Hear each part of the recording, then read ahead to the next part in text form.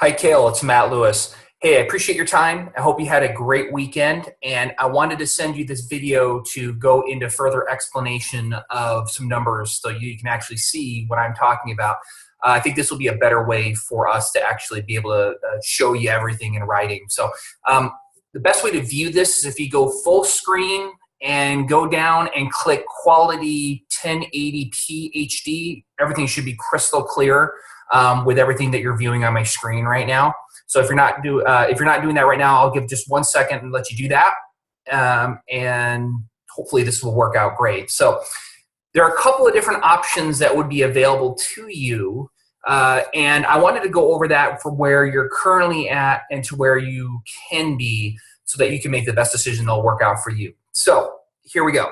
So when you bought your house back in September, it looks like you put 3% down on the home purchase. Now, with that program that you went into, it is a conventional loan.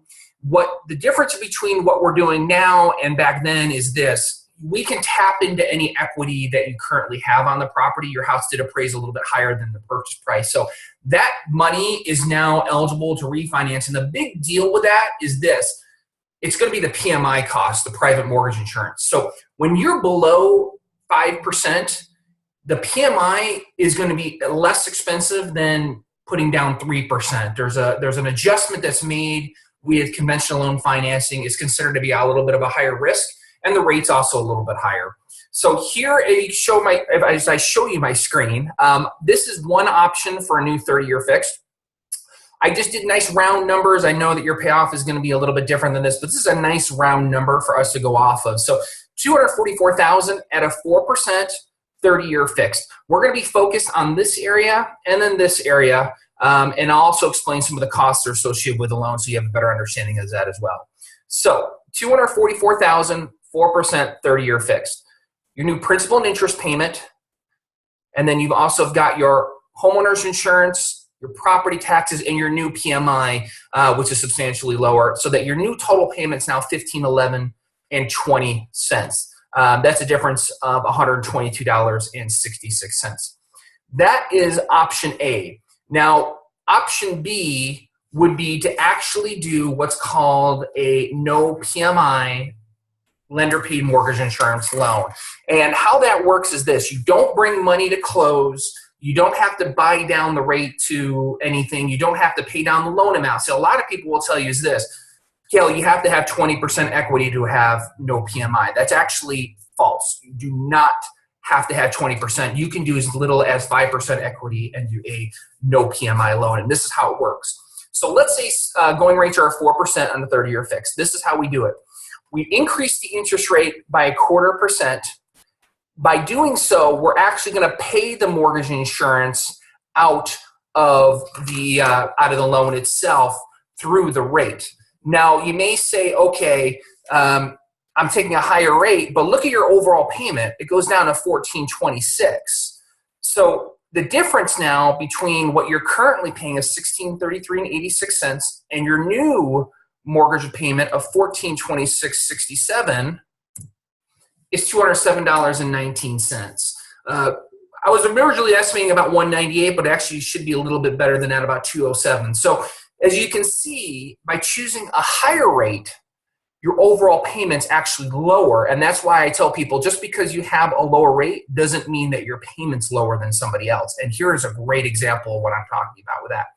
Now, what's great about this, and what's also great about the other one, is you want to really put that money back into the mortgage so that we can actually figure out, well, what's our freedom point? And the freedom point is when the house is going to be paid off.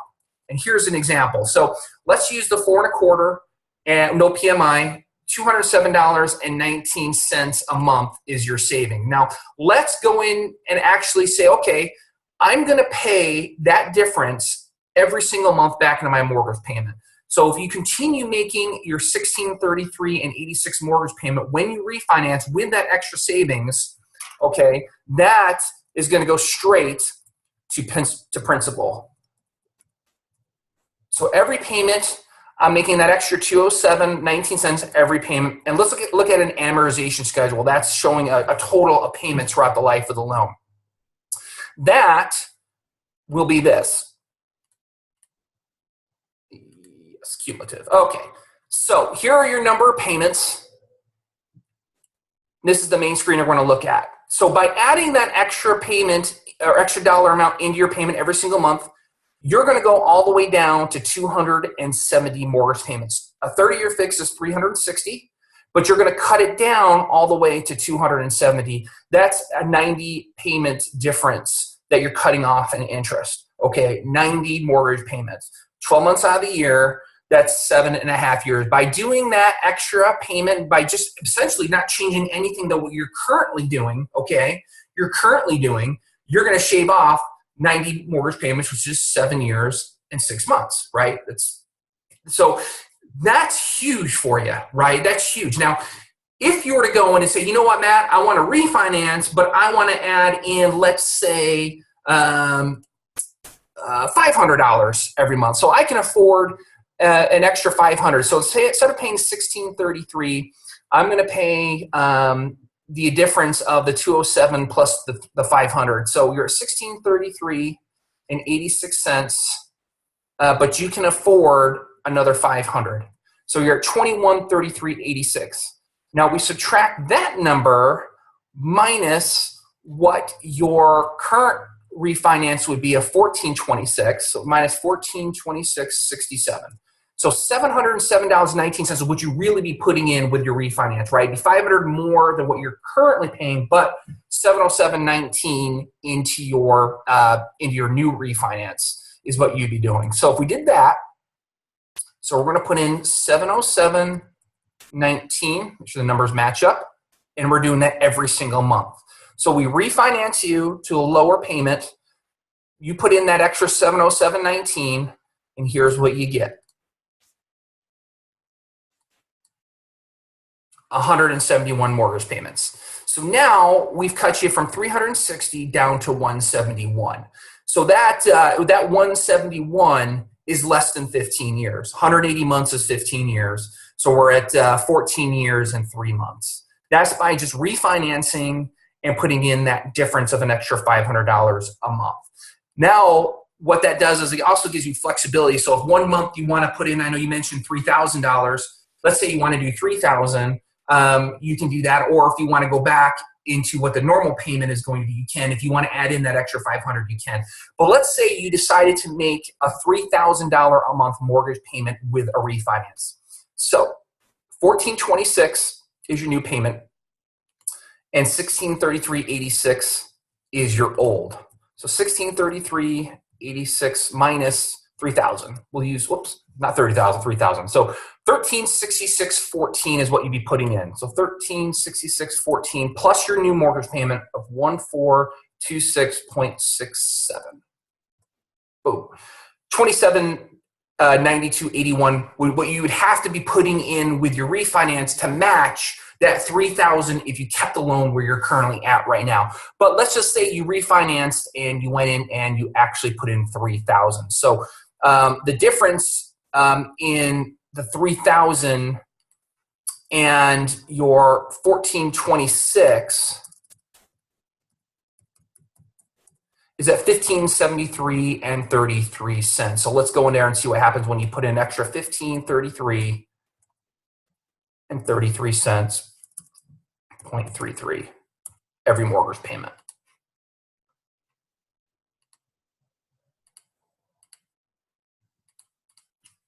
Okay, so that's going to knock you down all the way to 108 payments. 108 payments, let's see, would be, well, instead of trying to do the math off the top of my head, let's just do it this way. Okay, exactly 9 years. Should have known that. But so that would be that would be a great way to get into a 9-year payment plan to pay that off within 9 years. If you refinance, save that money, and then pumped it back up to $3,000 a month. But like I said, talking before, it gives you that flexibility. If 1 month you want to do that, 1 month you don't want to do that, etc. So let's talk about some of the closing costs. And I'm going to send you an email with a loan estimate as well.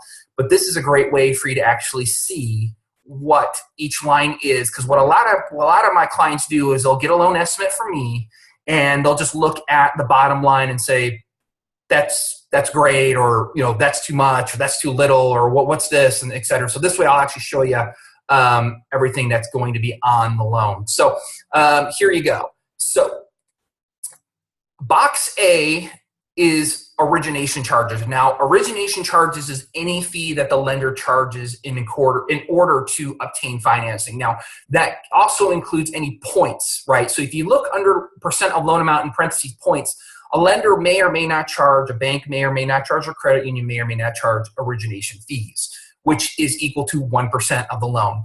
I do not charge origination fees. That's going to save you in closing costs 1% loan amount, which is over $2,400. The only fee that I charge is my underwriting fee, which is a flat $925. It's all included in box A under origination charges. They just lump everything together. Okay. Box B is where your appraisal fee is going to be, right? We have to have an appraisal done on the property. We have to reappraise it. Even though there is that equity, we can't use the old appraisal because it's over 120 days. We have to use the new appraisal on a refinance.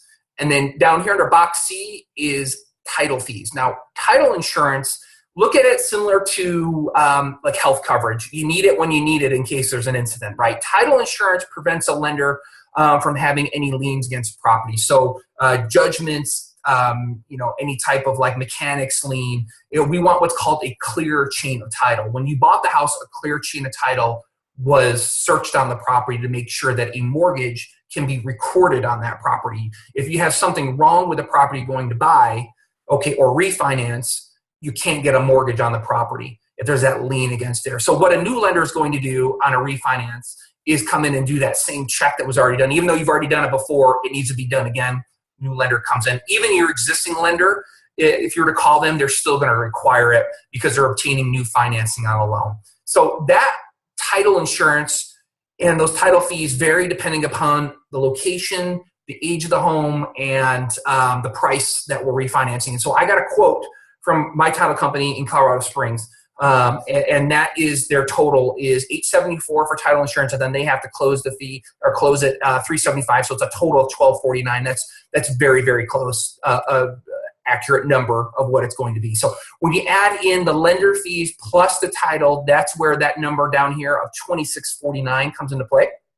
Now, what you also have to do is we have to collect your escrow, which you're currently paying for your taxes and your insurance at closing. Now, this is what the good news is whatever money that you have in your escrow account currently, and you can check on your most recent mortgage statement, there should be a balance that shows for escrow account. That money is actually refunded back to you after closing. All we're doing at closing is resetting up those same monies to be paid. Because if the lender is going to cut you a check for $500, for example, that's in your escrow account, guess what? There's now a $500 balance due. We're going to collect $500 at closing and just re-up that account and just leave it off to where you were before. So basically, you're getting the money back, and at closing, we're putting the money back in, and it becomes a wash. So I'm estimating between your taxes and your insurance prepaids is going to be this $453 and then the $623. Now, the difference between the two is this. Prepaid interest is what pushes out your first mortgage payment. So for example, let's say we close today, January the 15th.